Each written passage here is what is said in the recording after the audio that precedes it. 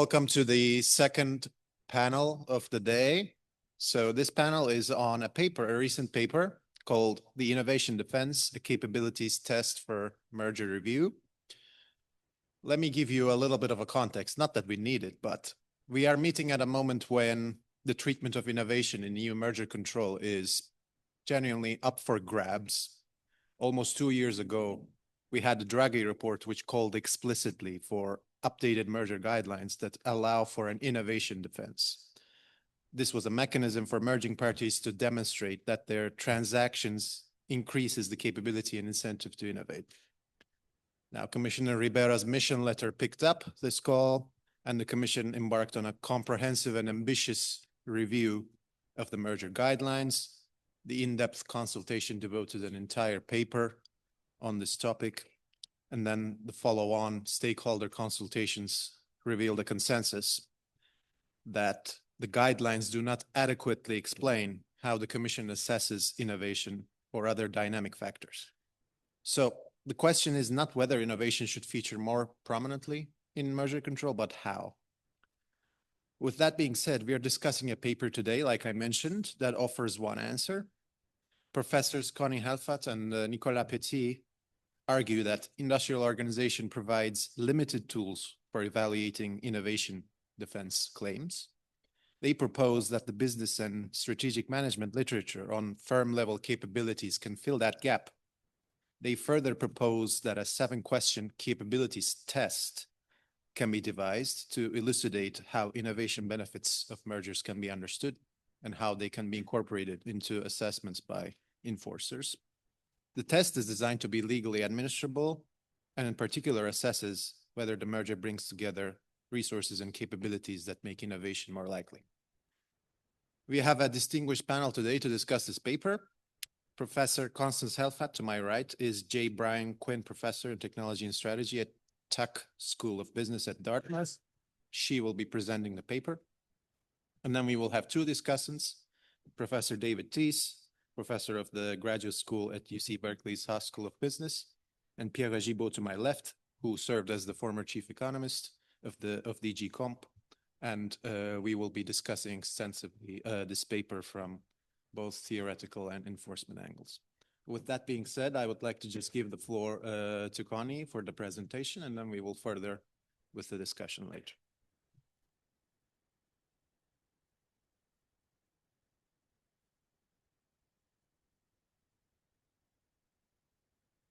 Okay, I'm going to stand. I'm putting on a timer, so can yell at me when I go on too long. All right, thanks everybody. It's really great to be here. I want to thank Nicholas for getting me involved in this in the first place. All right, and I think of this as a great partnership. Our paper, Nicholas brings all the legal knowledge, and he's learned a lot about capabilities, and I like to think I know some about capabilities, and a long time ago when I was an econ PhD student, we had to learn something about mergers, so it's forced me to recollect a little of that and learn. So having said that, I'm going to talk to you about a paper we've written, and it is up on SSRN if you would like to take a look. I'm just going to go through the paper, right? And I'm also going to assume that at least half of you don't know much about capabilities, so there's going to be a little bit of a sort of teaching aspect to my presentation. Okay, so let me talk about first, what does this paper do? It presents what an innovation efficiency defense could look like. It uses a structured test based on capabilities for assessing innovation potential in merger review. And the idea, as up on the slide, is to ascertain whether a merger can improve the firm's potential to develop, by which we mean create or improve, or commercialize or scale, which I'll talk about innovations. And this is relative to alternatives, meaning absent a merger. Right? Okay, so what does this paper not do? Because we've gotten questions like, what about this, what about that? Well, that's what the paper doesn't do is quite a lot. Doesn't assess whether a merger would be anti-competitive, right? This is the role of a merger authority. it doesn't provide a method to weigh innovation potential against any anti-competitive effects of a merger, right? That would be the next step, right? If there's concerns about anti-competitive effects, but innovation potential looks like it's positive, then that next step would be to weigh these, right? It doesn't address innovation competition, which is a separate topic. And it doesn't focus only on specific planned innovations, because the potential to innovate isn't just about what you've got in your docket right now. So a lot it doesn't do. Let me talk about what it does do. Like, why do we want a test, right? So as I understand it, there isn't right now for an efficiency defense that would be based on innovation, some kind of dedicated framework or trackable procedure. And what I've learned from Nicholas about legal cases is that these defenses have been pretty ad hoc, right? And so the idea is to be able to make this a more structured exercise so that agencies and firms could actually ascertain more clearly whether a merger might improve the potential to innovate, which of course goes back to the issue raised in the Draghi report. And what I'm going to talk about is what we call innovation-related capabilities. This is an important source of where the potential to innovate comes from, right? So these are capabilities directed toward developing or commercializing innovations. All right. So what's this structured test? Like any efficiency defense, it's relevant if there are concerns about anti-competitive effects. Just to be clear, we agree mergers can lead to innovation harms, right? This is indisputable, right? What we're arguing for is redressing the balance to credit innovation benefits, right? The other thing is we mean this to be a very practical tool, right, for assessing innovation efficiencies within current procedures. So honestly, I think about what I'm about to present in the paper as a how-to manual, right, based in a lot of academic research and understanding of legal issues in merger reviews. So that's where we're going. This is a 7-question test. It's meant to be very logical, and I'm going to walk through this test in my presentation. But the first thing would be, what's the goal of the merger in terms of the innovation? So if the companies can't tell you that, we could stop right there, right? And then given that, what kind of capabilities do you need? And in general, when you're talking about a merger, you're talking about some kind of combination of capabilities. Do the merging parties actually have them? So you need to document this, right? You know, if so, how are they going to combine them? How do they think this is actually going to lead to innovation? Okay, plans are great, but is any evidence you could implement this? What about alternative arrangements? Couldn't you do this through an alliance or JV, the same firms equally effectively? Or how about, why couldn't just one of the firms do it on their own? So if you could march through, this is actually not an easy thing to satisfy, but if there's credible evidence for this, then you might want to credit an innovation efficiency defense. All right. So what am I going to do? I'm going to talk a little bit, just in order to give you a structured test based on capabilities, and tell you a little bit about the capability literature. It's a very large literature in strategic management. I think the reason I'm standing here is because I've spent a lot of my career working on this.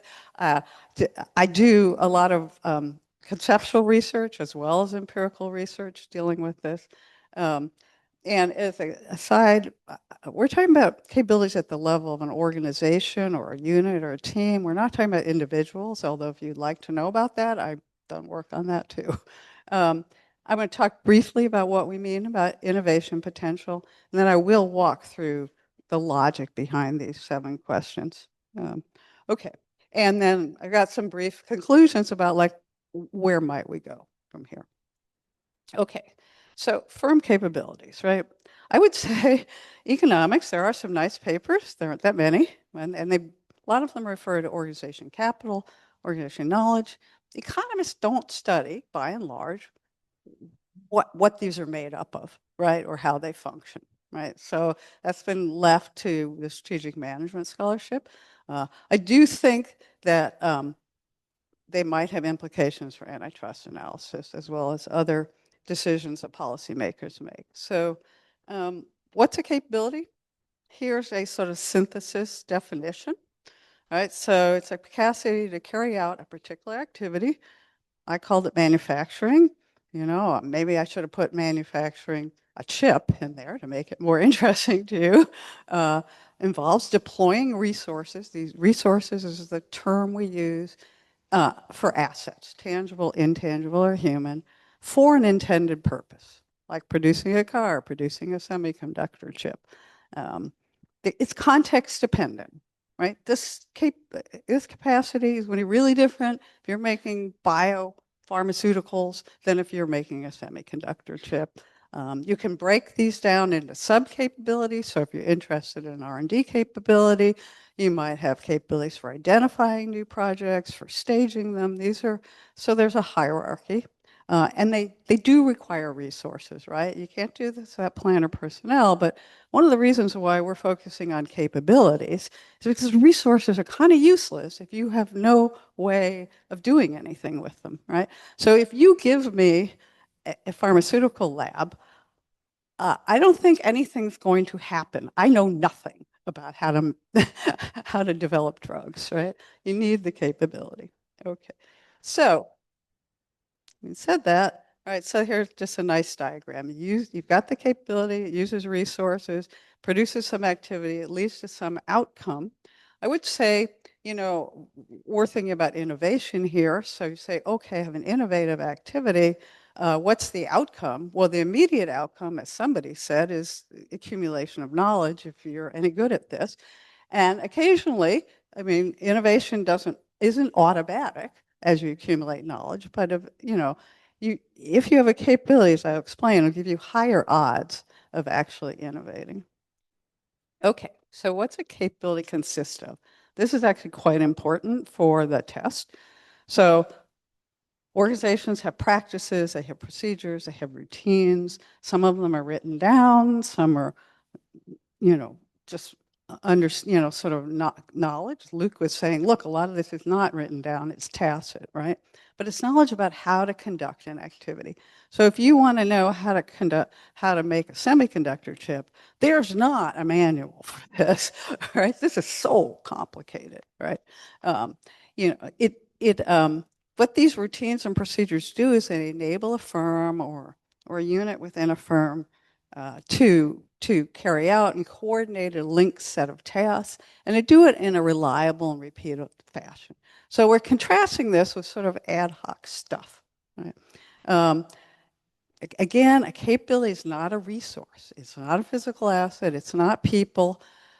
A really important resource, and I think that's come up in the conversation a little, is the accumulated base of knowledge.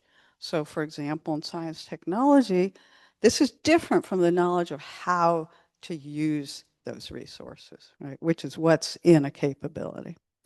All right, so an innovation-related capability related to, I think the most obvious thing is coming up with a new product or business process or business method, improving it, that's obviously an innovation. Commercializing it, it's all great to invent something, but if it never comes to the market, well, okay, how does that matter? And also, what if you can bring something to market, but you don't know what to do with it, right? Like it's never going to be more than this percent of the market. Well, that's not going to help us at all, at least from a societal perspective. So that's why I think scaling is a really important part of innovation. Okay, so an innovation-related capability are practices, procedures, and routines directed toward innovating. And what's important here is that these capabilities enable systematic search and commercialization endeavors, right, as opposed to floundering around. Okay, which does improve your odds of success, which is why they're important. All right, so where do they come from? I'm almost done with my primer here on capabilities. They come from learning, right? Learning about how to conduct activities. They develop within organizations. There's a lot of learning by doing. They tend to be firm specific because they don't diffuse easily, because they're hard to imitate, because they're complicated and tacit. Not everything, but they tend to be firm specific, which means within an industry, you're going to see a lot of heterogeneity in which capabilities the firms have, how good they are, and the difficulty of imitation means that firms will do the same thing somewhat differently and with somewhat different ability. Okay, which means if you want to access a capability, you probably need to buy the entire organization or a unit that's being spun off. Okay, so now I am sure that every economist in this room is saying, well, how come you haven't talked about incentives? Right? So, because that is, all right, first they matter, all right? I'm enough of an economist to say, yeah, they matter. And I think that the key issue here is incentives provided by competition. The issue, of course, is if your capabilities aren't very good or you don't have any, all the incentives in the world aren't going to do you much good, right? So, and I think that the question was asked earlier about where are capabilities and all this, and the answer was, as I understood it, well, yes, but with, you know, even if you have capabilities, you need incentive. What I would say is that these aren't separate; they are linked, right? So you know, you can't have, there's a trade-off here, right? If you say we want to prioritize incentives through competition, if you're going to cut off, when you affect competition, you affect the capabilities that are in the firms and in the industry. So they're not separable, right? The other thing that sometimes comes up is people say, well, incentives will allow you to develop capabilities, which is true. The thing is that incentives don't guarantee capabilities. Different firms develop them differently and with different expertise. So it's not one-to-one. If I provide incentives, automatically I get capabilities, because you don't. What I would say is there's not much work on the relationship between incentives from competition and firm capabilities, and this would be a really useful thing from my perspective to pursue. Okay, so okay, I have 25 minutes, so we're going to move really fast. So innovation potential in mergers, what do we mean?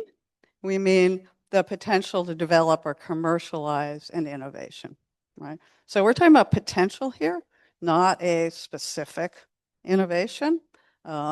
It can be the potential for future innovation. We're not, you know, I think that's the English and other language word meaning of the word potential. It clearly can have economic benefits, I think not just lowering costs, which is what we tend to focus on, as I understand a merger review, but actually quality, meaning even new things. And again, these are capabilities. Where does this potential come from? An important source are the capabilities of the firm, right? So the question we're going to ask is, will a merger improve innovation potential by combining the firm's capabilities? Because when you have a merger, you're obviously talking about combination. Okay, so with that background, I think the questions become, I mean, hopefully somewhat obvious, right? Okay, what's the innovation goal? Meaning, what improvement in the potential to develop or commercialize innovations does a merger seek to achieve? And what I'm going to show you is that this involves more than just R&D. And the reason I emphasize that is because I think most of the discussion of innovation and mergers is all about R&D. And my answer is yes, but that's not sufficient. Innovation goal, not only for current but future efforts, I think capabilities can help even with the potential for future innovations, right? Because capabilities are about what can you do in the future, not just now. So I think that it might help, because I think there's some reluctance to credit the potential for future innovation. But if you go to capabilities, it may actually help you get at this a little better. So the next thing you say, okay, we've got an innovation goal. It's well specified. All right. My slides are not projecting perfectly. Let me put it that way. So what types of innovation-related capabilities would you be combining in a merger? That's the next thing you have to ask. Obviously, that answer is going to depend on the goal of the merger, right? What is it, right? And I would say that I'm going to show you in a minute a slide that sort of maps different types of innovation goals to different types of capabilities, and you'll see right away they don't map to exactly what's in the EU guidelines here. So this is not maybe fully complete, but it's a pretty good guide. So different types of innovation goals. If I'm looking for a new or improved product or service, or perhaps down the road, I don't have on here just improving knowledge, right? But more precisely, all right, what would we need? We need R&D, probably. Companies have whole new product development staffs, which are sort of beyond R&D. You need to know something about demand in the marketplace. Often there's prototyping. So, you want to develop a new semiconductor. This is like classic from technology management. You have got to coordinate R&D and production, right? You cannot, otherwise it'd be abysmal failure because you get to the plant and they can't produce what's on the plans, or the R&D plans. So right away, production is involved in a new product or service many times. This will be true when you're writing software also. This is not just about a physical product. So if you want to commercialize or scale, you can see there's a whole bunch of business processes up there. If I want to improve production or distribution of existing services or products, I need process R&D and process engineering at a minimum. And then when I get down to the bottom, improving understanding, building just general knowledge about science or technology, that's when we're getting to R&D here. Okay, so with that,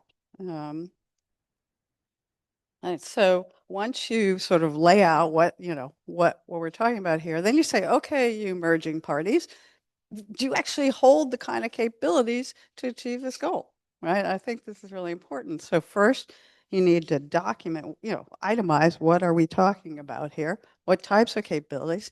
And then, are you any good at this, right? How capable are you, right? So you need some way to measure these, right? So because if we're looking at a capability improvement via a merger, in order to improve innovation potential, you want the baseline, right? And I think right now, I'm getting educated by Nicholas here, but I haven't seen anything where there's like really good baselines. Okay. So the first thing, itemizing a capability. Some of this is called capability mapping because they draw pictures of the capability. So there isn't some comprehensive typology, right? Other than just a very general one that I gave you on the slide a minute ago. Why? Because these are specific to what you're trying to achieve, right? If I wrote a set of capabilities for developing a new drug, it'd be really different than developing a new semiconductor technology, right? But let me tell you, there are a ton of capability mapping tools. Just Google this on the web. Accenture has got auto industry one. AmeriCorps, which is in the United States, is a U.S. government agency. They give out grants to community agencies. Forrester's got an IT capability map. I've got a bunch here. I'm going to show you a couple examples. What they're doing, these are largely, except for like the government agency I found there, they're providing consulting. Either you can buy their product, you can buy add-on consulting. I don't know, this has exploded. They've discovered capabilities are like, companies are trying to figure out what can we do better? Where are our gaps? What can we do better? Voila, consulting opportunity, right? But for our purposes, to show you this is completely feasible, because if you can build entire businesses on this, this is not rocket science, okay? So let me show you. Here's from AmeriCorps, right? They have a whole raft of these things for their grantees, but here's your financial management capability. They have a list, an itemized list of what they think you need to know how to do, right? And I'll come back in a minute. And then they have just a yes, no, do we have this, which is a very crude way of measuring how good you are. But this is one example. Here's another one. This is from Capstera. So if you want to know just about particular niche here, artificial intelligence, business capabilities. I don't think you can read this, but let me read it to you because it's pretty good. The Artificial Intelligence Business Capabilities Map provides a comprehensive abstraction of the foundational building blocks for enterprise AI.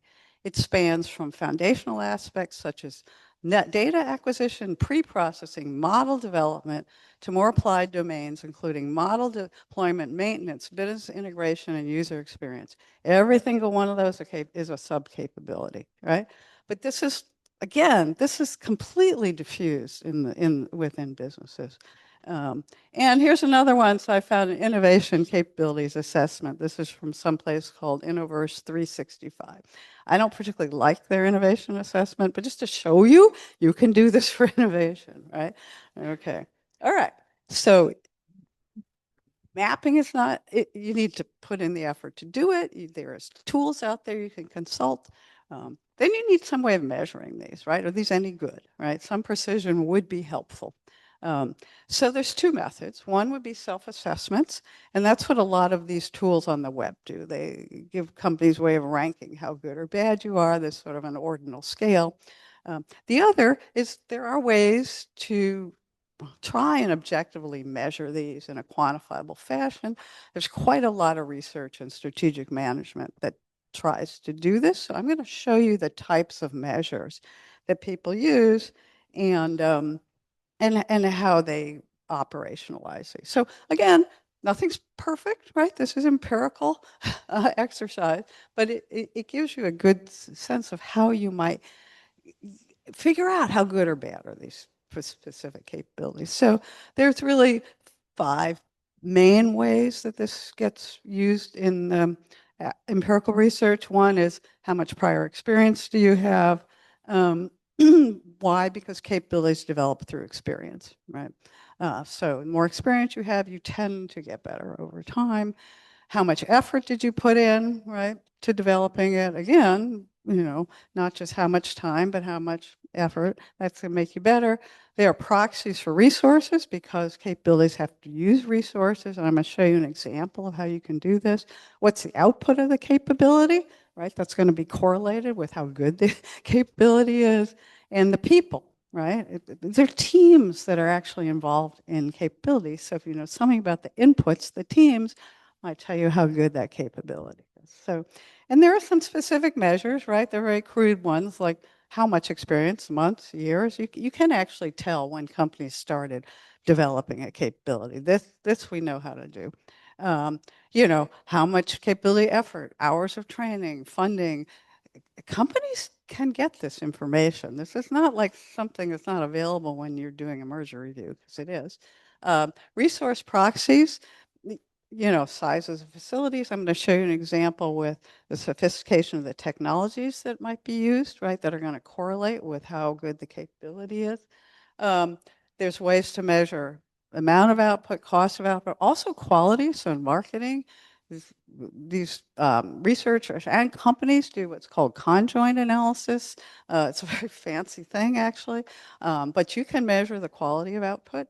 And then you can figure out aspects of the people who are involved in the teams, right? And you can even try and quantify these, but I've used some of these measures. Okay, so here's just one example of using these resource proxies in a paper I did. So one of my interests, going back to a long time ago, happens to be the energy industry and oil and gas in particular, although now I'm studying sustainability. So we know, I was looking at how companies find new reserves, right? And so it turns out this is incredible. The one reason I love this industry is it's incredibly technologically dependent, right? It's so cool, right? So But what we know is that the capabilities to find oil are totally correlated with the types of resources you're able to use. And you need a lot of expertise to use these technologies, and they're totally team dependent. So they're highly correlated with the capabilities.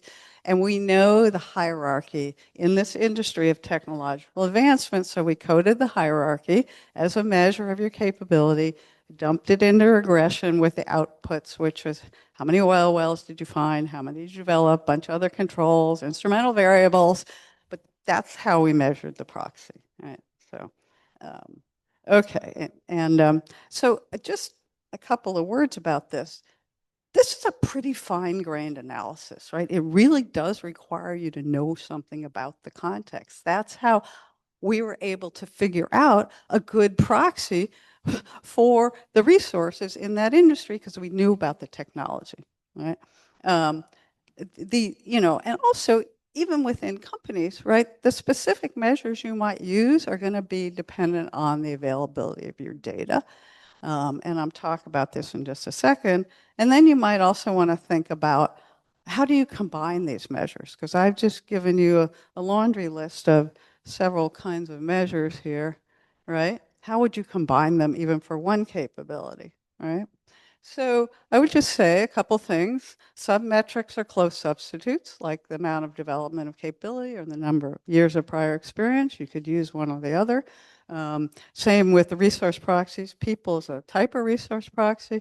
Also, the context dependent, you may know in a particular industry or, or type of innovation effort, which of these proxies are going to give you the most information. So again, it's context dependent. But you can sort of, and then in a merger, you can sort of line these up and say, okay, this is where you have to use judgment, right? There's no way of combining things that have different measurement scales. But I think that is, that's sort of par for the course in anything we do. So, and then you can use a similar kind of judgment to, if you have different capabilities that are involved in innovation, to line them up, which capabilities you need for which type of innovation goal. But hopefully what it would do is give you a better benchmark than we have now, where companies just say, oh, we're good at X, right? Okay, give me some evidence, right? And which capabilities and how good are each of these two firms, right? So it gives you a benchmark, right? And then the efficiency defense has to say which of these would a merger reasonably improve, right? So with that in mind, you have to ask, okay, how are you going to combine these capabilities and where's the improvement, right? And that is right in line with a standard efficiency defense. The idea is to improve innovation potential. So there are really 4 types of capability combinations that I can see. Again, these come straight out of the strategy literature and to some extent economics. So I'll show you scale, scope, recombination, and redeployment of capabilities. I'm going to walk through what each of these are. For those of you who are economists, most but not all of this is super modular.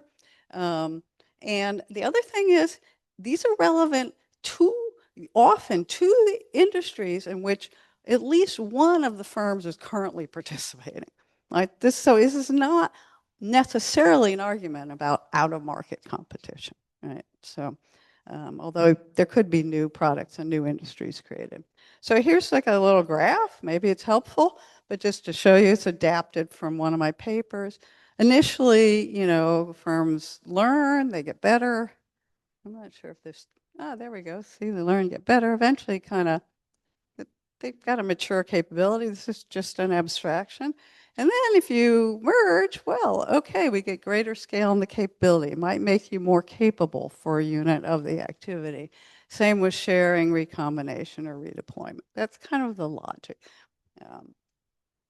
And I don't have to go through have time to go through the nuances of costs and these kind of things. But so let me work through scale, scope, recombination, and redeployment. So increasing the scale of the capability by bringing 2 firms together, making similar products, services, business methods, business processes. You can get scale economies in R&D, right? Hopefully greater innovative output per the same cost.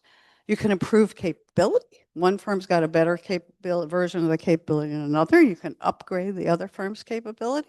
And importantly, that's hard to do when you have two separate firms, because you need a lot of back and forth and coordination to do this, because there's a lot of tacit knowledge, per Luke's point. And then you can reallocate duplicative capabilities.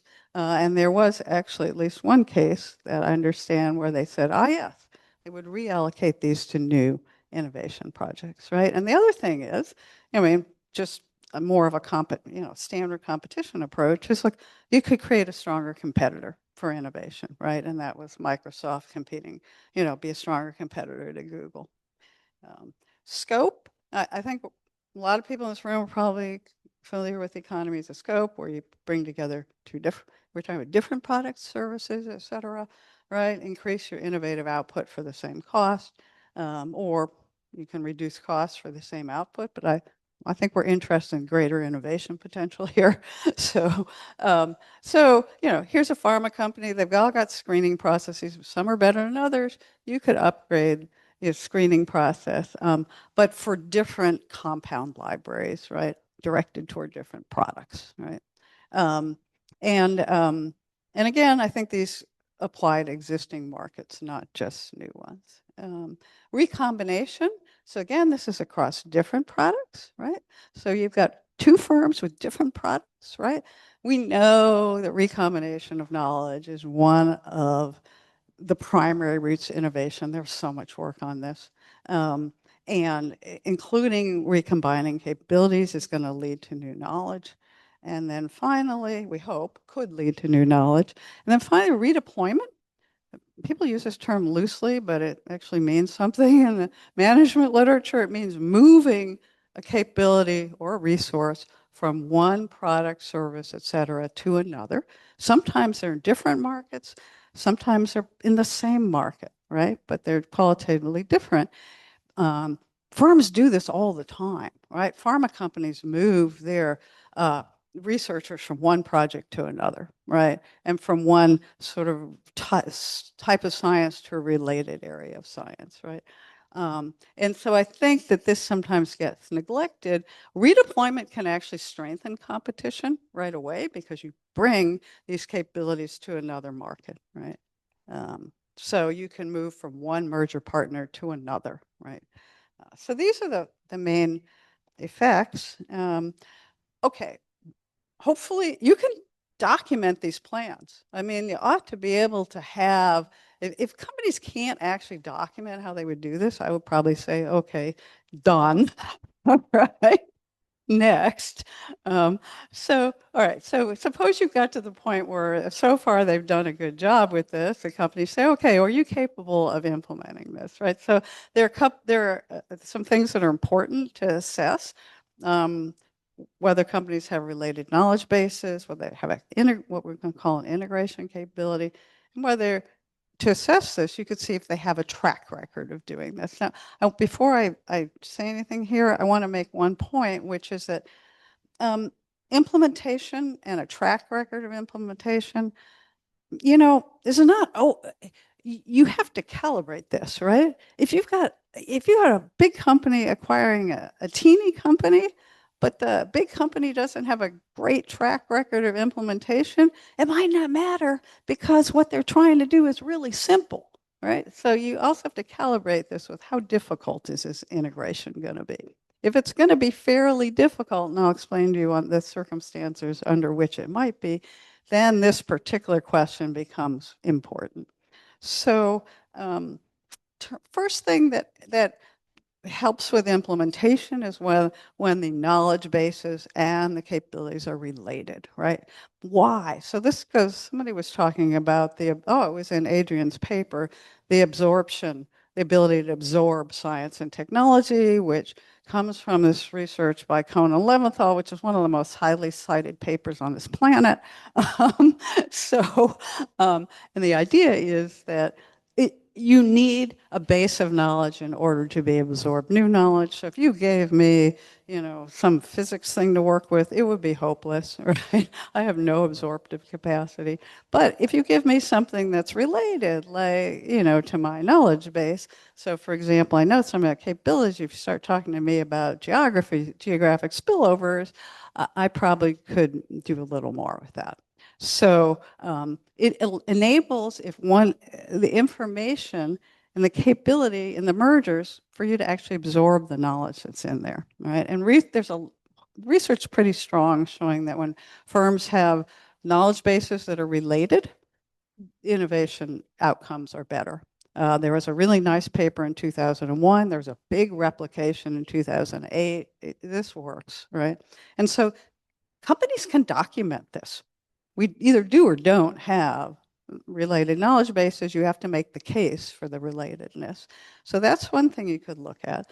The other thing, and this is closer to my own work, is it's really helpful, particularly when you have a trickier integration, to actually have some capability for doing this. So integrative capability is something that facilitates communication and coordination between firms, teams, units, and even individuals, right? And there's a nice literature on what's called a post-merger integration capability that facilitates integration of merging firms' capabilities, knowledge bases, and resources. And there's sort of research showing that when you have these, the outcomes are better. So what you're looking for, practices and procedures, right, that will be related to mergers.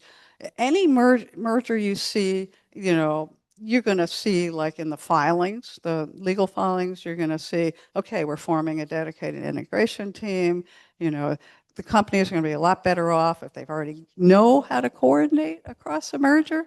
That's what there's specific practices and procedures that companies use for this.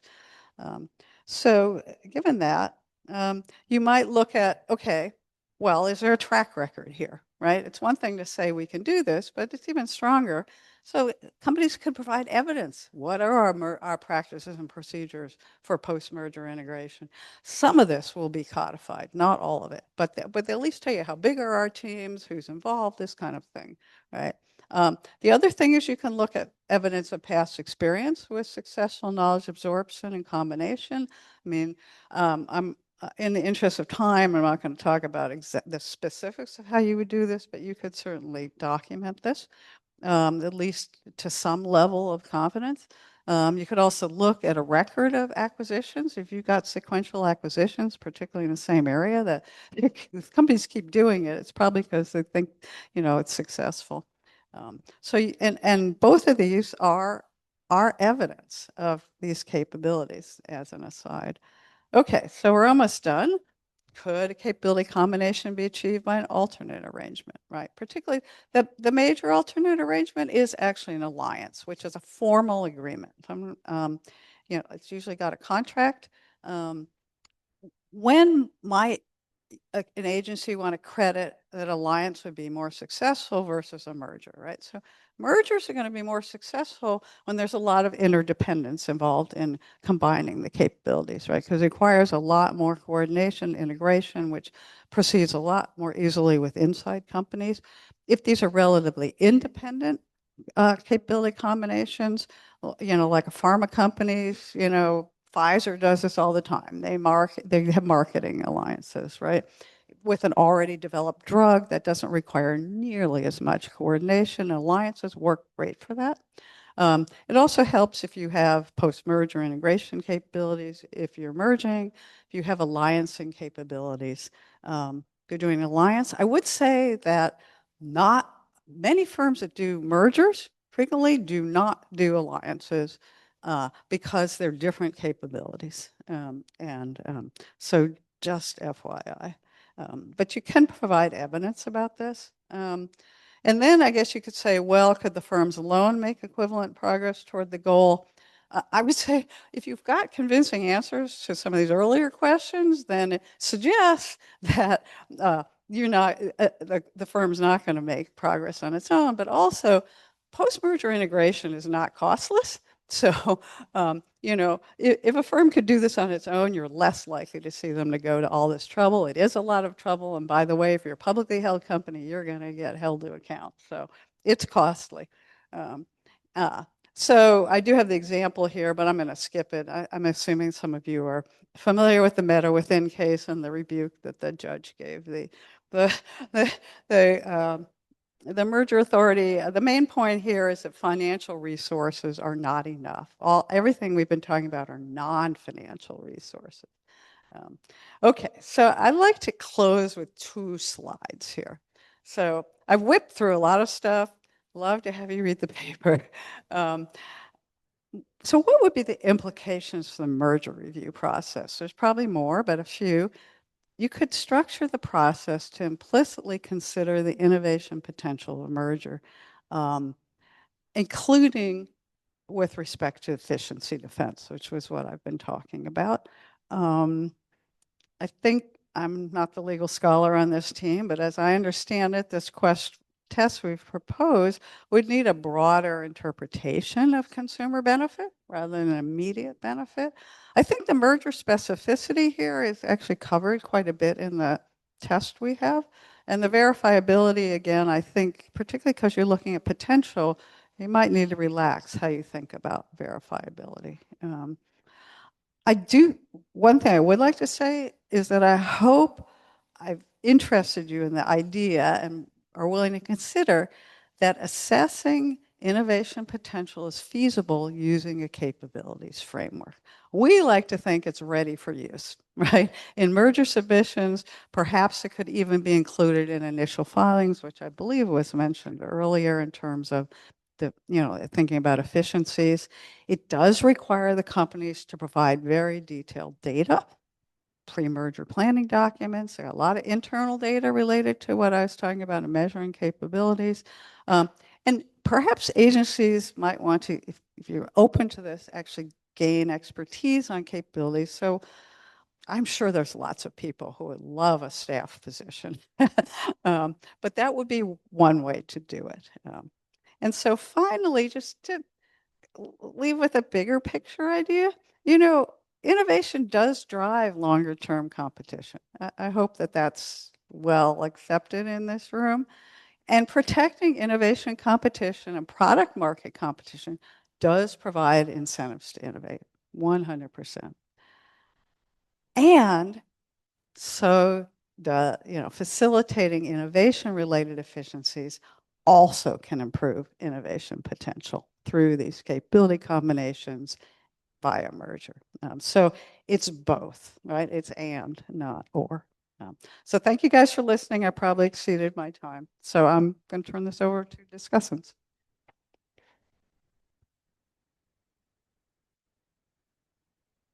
Thank you, Connie, for the wonderful presentation. It's packed with information.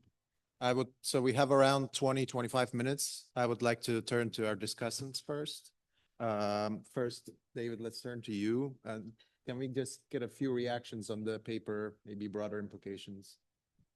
Yes, it's exactly what I was planning on doing. This is an important paper, and let me tell you why it's important. I'll take you back to the American Economic Review, 1950. Ed Mason and Joe Bain were the founders of the structuralist school that sort of animates, in one way or another, most of what we do in antitrust. And Mason is commenting on Schumpeter and saying, listen, he doesn't use the term dynamic competition, but this notion that innovation is a key driver of competition is clearly important, but we don't know how to do the analysis. So basically, because we don't know how to do the analysis, the static school came into existence because in economics, we've got microeconomics, which is mainly bereft of a theory of innovation. And that's the road we went down. Because according to Mason, this work is too hard to do. Well, Connie and Nicholas are going down this road. It's a lot easier now than it was in 1950 because in the field of strategy and management, this stuff is, I wouldn't call it quite common knowledge, but it's widely accepted, widely understood.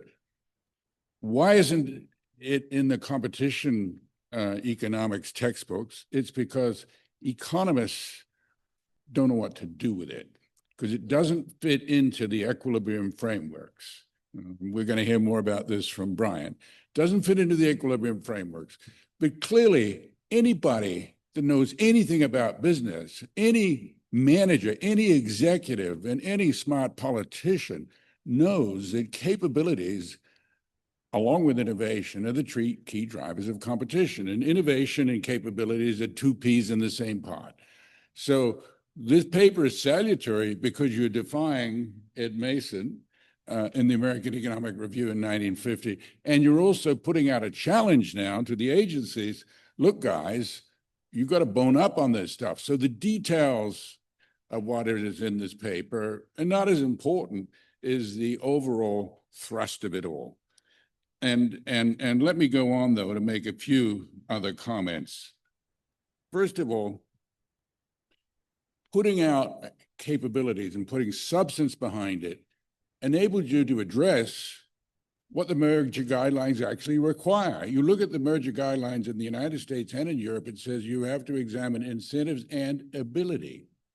It doesn't use the word capability, but use the word ability. Because in the heart of hearts, everybody knows that the ability of an enterprise matters, and doesn't use capabilities because that word doesn't exist in the dictionary of economics, but it's there. And guess what we do? We focus on incentives and we largely ignore the rest of it. In fact, I put this question to Susan Athey in Washington, about 6 months ago. Why isn't there in the guidelines, there's mention of the word ability. There's no footnote taking it to any literature. There's no statement of what it means. Why isn't there anything there? It says, well, because there's nothing there in economics. Well, Connie's an economist, and there are a lot of economists working outside of competition economics in the field of strategy, and there's a rich literature to tap into. So it's not as hopeless now as it was back when Mason was made that statement, but it also speaks to a failure of the economics profession to develop a robust theory of the firm. I find it striking. There's 3, maybe 4 Nobel laureates now gone out for the theory of the firm, Coase, Williamson, Hart, and whatever. You look through all their work, I don't think you'll find reference to capability anywhere in any of their major papers on the theory of the firm. So how you could have a theory of the firm without capabilities, to me, is mind-boggling. But it's understood when you realize that in economics, we suffer from physics envy, which is we want to formalize things, and if we can't formalize it, we tend to forget about it. And so the emphasis in economics is on what's easily formalizable, and innovation, of course, is messy, very, very messy, and so it gets left out. Anyway, that explains the gap, and it's not just the work of Connie and Nicholas, but other people now are spilling content into this capabilities framework, and recognize as well that in merger control, the language says it's the only place in the statutes, at least, where it says raises the question of forward looking. You have to figure out, is there a tendency to create a monopoly? So you actually have to be predictive for proper merger control. It's the only place, with Sherman Act stuff, you don't have to be with, in the US at least. With Clayton Act, you do, and there's a European equivalent. So how you can think in a forward way about the evolution of an enterprise without having a capabilities theory and thinking about the evolution of capability is bewildering. And there is evolutionary economics out there, so you would think that would be tapped into by the agencies, but it is not. So it's not just sort of capability economics. I think evolutionary economics, which in many ways is foundational to capability economics, needs to go in as well. Now, all of this is dramatically amplified now with the emergence of AI, because AI is about new combinations par excellence.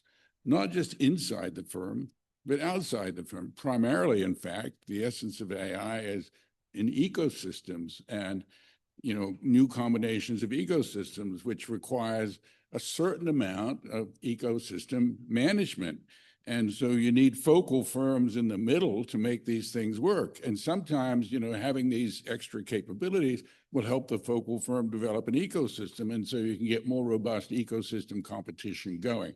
So, along with ecosystem thinking, which has already been on the table today, the capabilities thinking ecosystem, all of this is what's necessary for us to have any kind of reasonable chance of understanding the economy as it is now, let alone as it's going to be tomorrow. So foundational work here is taking place. Now, of course, it doesn't mean that this is, and I think there's a lot of fear with enforcement agencies that the minute you open up this dynamic competition thing, that anything goes, but that's not true at all. Some things, yes, there will be a merger that makes sense. It didn't make sense with a static framework, but it's also true the other way around. So we have to get a rich understanding of the process of asset orchestration in the economy, the way it takes place inside firms and between firms. And this may take us eventually to a new view of economic welfare. I mean, the consumer welfare standard is not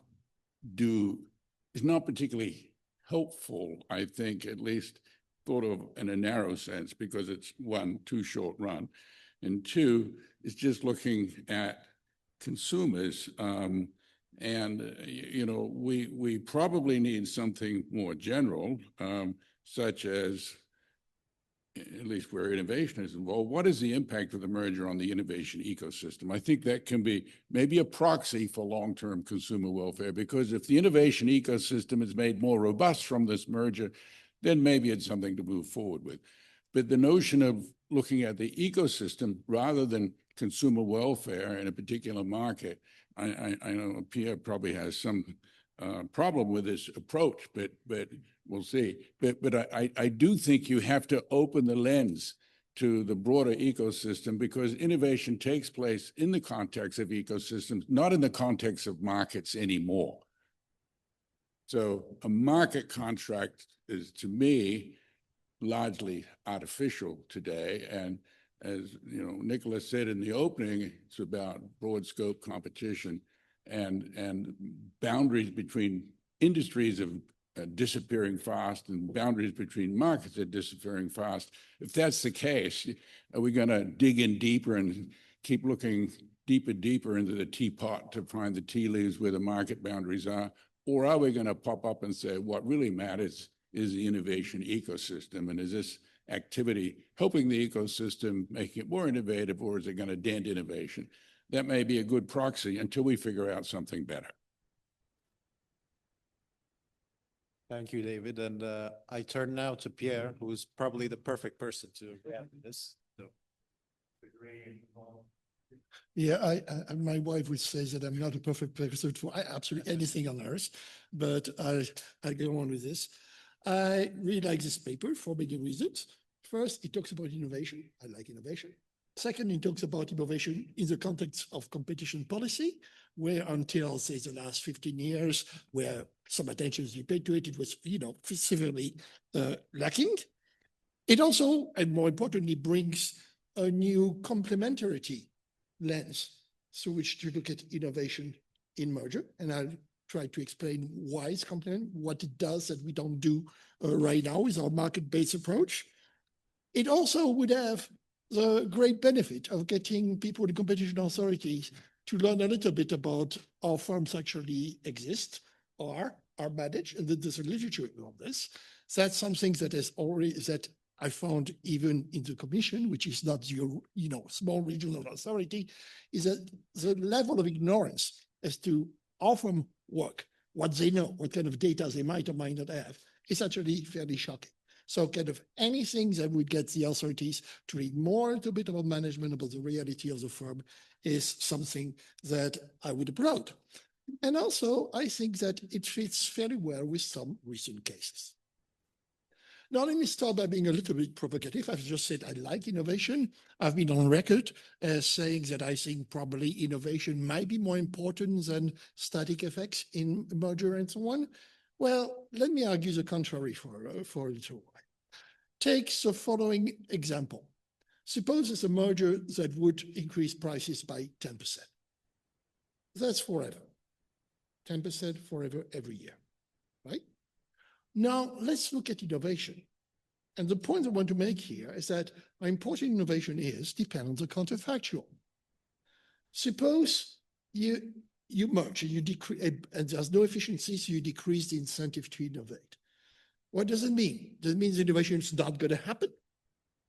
In which case, yes, you've got, maybe a big chunk forever. Or maybe more realistically, in many cases, is the certainty with which it's going to happen is lower, or it's just going to happen later. That's important because if it's going to happen later, you see, it's going to happen in 5 years later, right? Now, to get the equivalent of a benefit of 10% on price, you probably need 20% on innovation with a 50% pass-through. So you need something that is equivalent to at least 4% of improvement every year. And then you need another one after that. That's going to be 4% every year, another one forever. Okay? And that's important because it points out something. First, the counterfactual matters. Second, it cannot be a concern overall in all sectors because we know productivity grows about 2% a year. So those kind of things can only matter in sectors that are quite intensive. And I'll come back to this. It also depends on what the realistic counterfactual is. And we will see that actually is linked to the notion of capability that Connie has championed. Now, what is our usual economic approach to innovation? We say, you can argue, but the basic first effect of innovation, incentive effect of a merger is to kind of decrease the incentive too much. Then following this in old paper, 7 or 8 years now with my wife, we did discuss some efficiencies of innovation and pointed out that actually the sources of credible efficiencies in innovation might be more numerous than for just simple production things. You, of course, have the scale and scope economies that you also have for production, but you have a bunch of sources of efficiencies that come from the specificity of the good that is knowledge. That means that it doesn't trade very well on market. So for example, if licensing markets are not very good, so that there's no licensing before the merger, a merger might increase the diffusion of knowledge because now it's going to diffuse to kind of a greater proportion of the market. In terms of spillovers, that could lead to internalization of spillovers and therefore greater incentive and so on. So you can't say and identify a number of benefit from innovation in the traditional approach of economics based on incentives. Okay? That's quite different from what we're talking about here. What we're talking about here would be more classified within the framework of economies of scope, economies of scale. Actually, in our paper, we did mention that to do this intelligently for innovation, then you would actually need to have some knowledge of how innovation works, and the knowledge of management of technology would actually be helpful. So there was already a little bit of a direction leading to where we are now. So after saying that, what was the traditional approach? Well, we've always had this division between product market, technology market, innovation market. What has been novel over the last 10, 50 years is that we've been taking innovation markets more seriously, especially in Dow DuPont and in Bayer Center. But of course, how does economics deal with this market? Well, it is with it in a market way.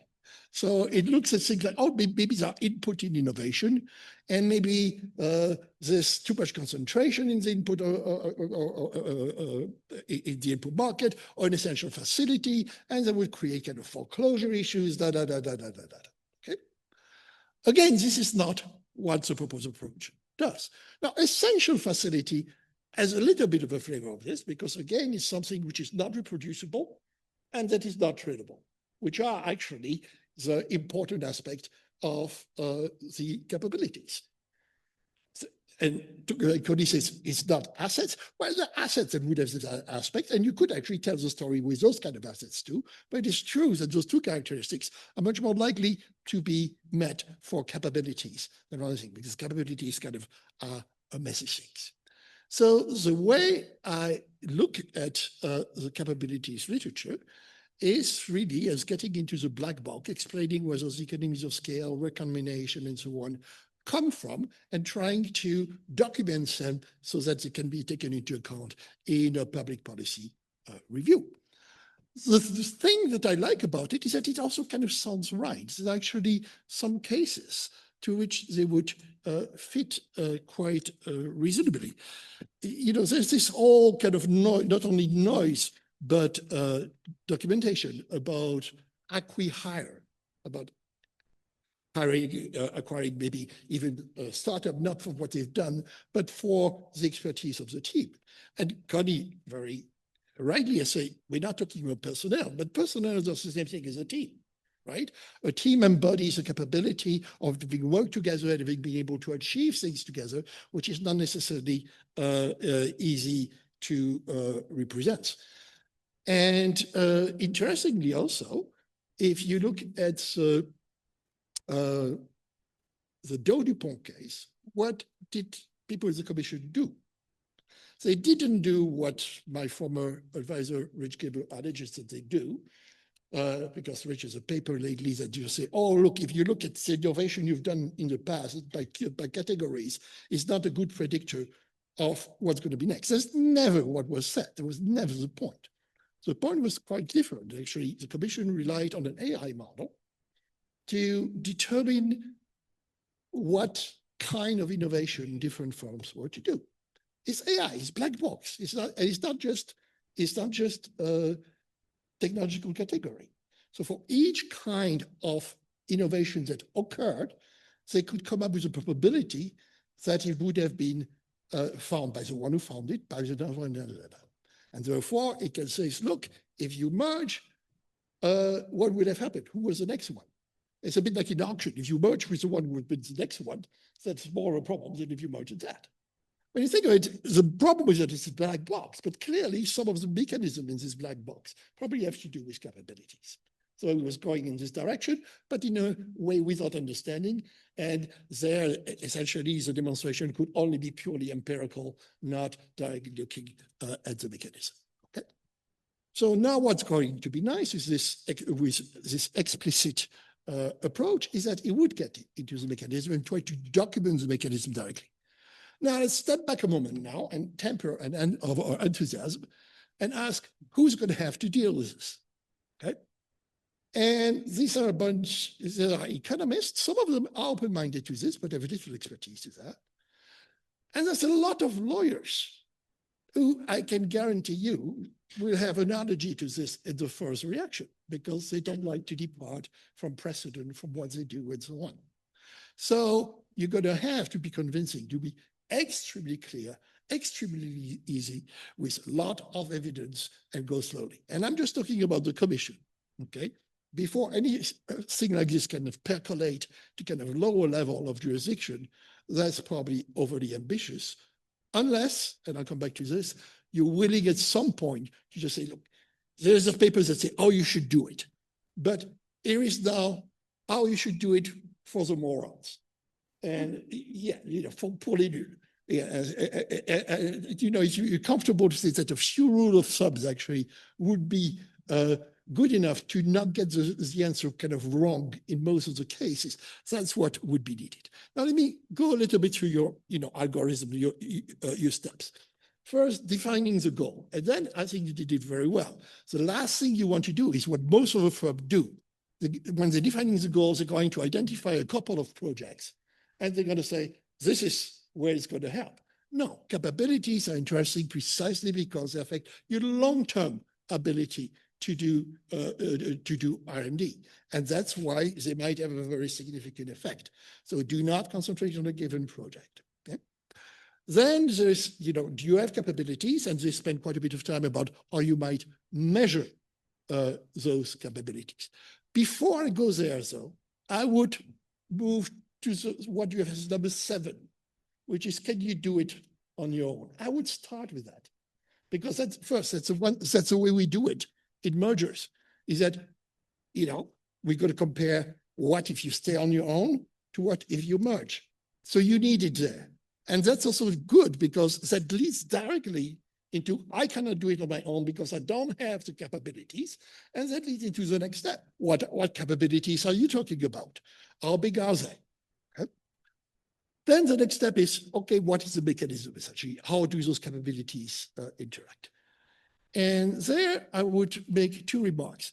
First, I think it would be important, not in your paper, which is long enough, but to refer, maybe it already exists, or to write a survey reviewing the strategy literature, and it can be useful in this. Why?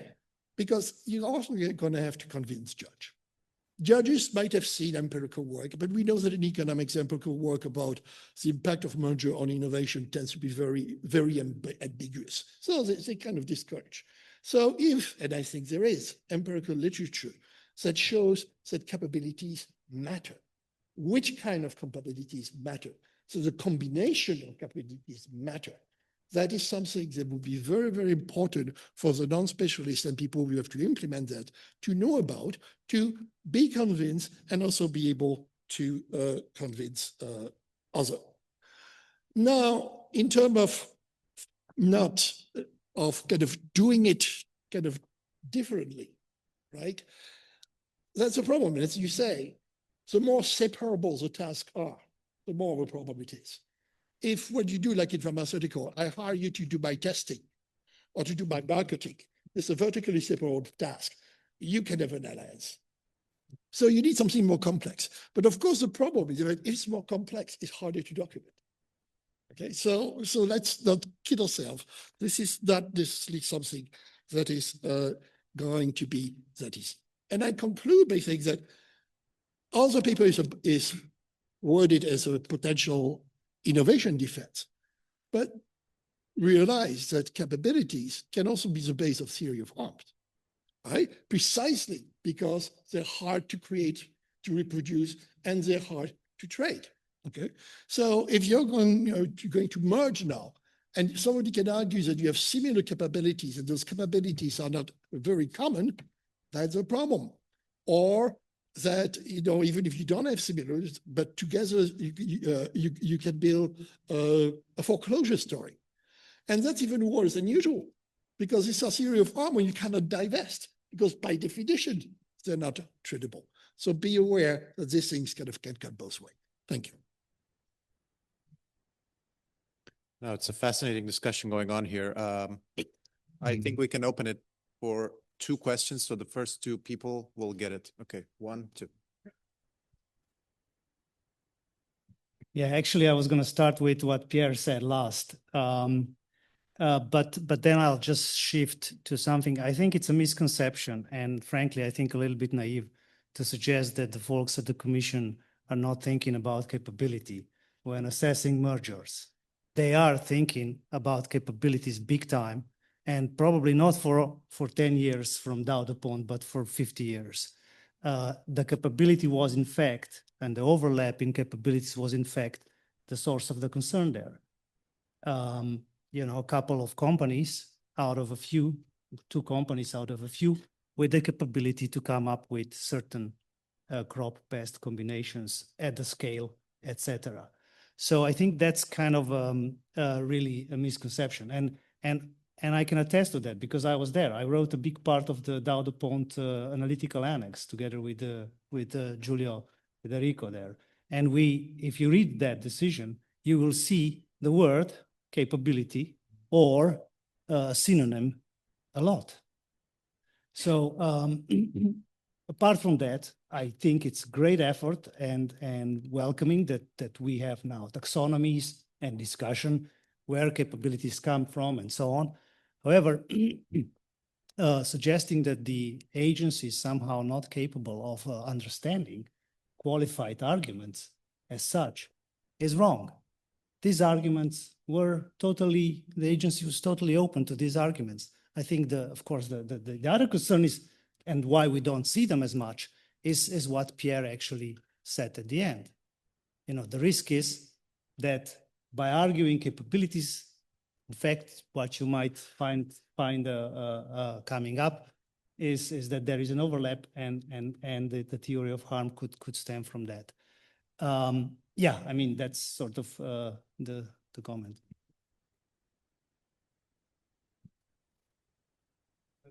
So yeah, I mean, I was struck by a very similar thing. So I think it looms very large here, the difficulty in proving merger-specific efficiencies, right, which is a well-known issue. Why would you need the market power? And it's the reason that the 1990s US guidelines, which were so influential, emphasized so strongly, you know, merger-specific cost reduction. I think a lot of this could come across as why do you need the market power to have the capabilities innovation? I think that's the really tricky question, which of course surfaces in the other gentleman's comment. It's the reason why you wouldn't generally put down in a merger filing that you're seeking differentiation. Although differentiation is good, it will be interpreted by an agency as trying to move products apart to increase their price. Yeah, so there are these sort of strategic issues that come up. And for this reason, you get these very dull strategies. We just want to reduce costs. That's all we're doing. We just want to reduce costs. I just wonder if the issue is really about showing the link with market power more so than enhanced capabilities. It's a very similar comment to the one already made. I'm a little bit confused because at least in Europe, you can treat the two are not necessarily linked. You know, you have a merger. So as a firm with the capabilities that you need to do the thing, because of what they are as a byproduct of the merger, there would be maybe some related market kind of increases in prices, right? In that sense, you know, the two events are kind of independent and can be offset. So I'm not sure that in European law, we actually would have to address this directly. For Greg, that's the benefit of having people who, at least in terms of commission, are even older than I am, so that he remembers cases I don't. And also, I didn't want to convey the idea that especially the CET would not be open to this. You know, by definition, one of the things is that the people at the CET are extremely open-minded. And also the fault is not always on the side of the commission. You should see the drivel that we get from the party as to what the strategies are, So actually a great benefit of this framework may be to tell the parties that if you want to get it on this, stop driveling and try to present something coherent. That would be a very big benefit to everyone. Nicola, you're a co-author, so please. Just to clarify what the paper tries to do and tries not to do, as Connie was saying in the beginning of the presentation, we are not interested in capability theory of harm because we are just trying to put meat on the bones that Draghi identified, which is the innovation defense and the innovation potential. And of course, there are many cases in which capability theory of the harm have been deployed. There's one case in the US, Ahmad-Tel, very famous case. The ARM NVIDIA case could also come close to that too. So that's not really the suggestion. The second thing is we try to credit in the paper the cases, the decisions of the Commission in which the Commission actually does some form of capabilities assessment without necessarily knowing it or without necessarily tapping into the literature that works on these capabilities. So you'll see in the paper, if you read it, which I hope, you'll see many decisions. If you know more, this is certainly something on which we could try to work. Now, Selçuk didn't say because he's too modest, but he's reviewing with me and a bunch of others a lot of merger remedies decisions, which are what the Commission calls purchaser approval decisions. So we have collected a sample of, a few dozens decisions where the Commission approves the buyer in a divestiture case, right? And the relevant question that the agencies ask all the time in these procedures is whether the buyer has the capability and incentive to compete with the merged entity, right? Now, the question then becomes, how does the Commission make this assessment? This is genuinely a capability assessment. And we are reviewing the cases with Selçuk, but what we see is that the engagement with the type of frameworks that Connie and evidence that Connie was highlighting is very, very shallow. You can go read this decision, they're all out there. It talks about capabilities, but it's not capabilities in the strategy and management sense. So there's probably margin for progress here. It's great that this is done, but there's probably margin for progress.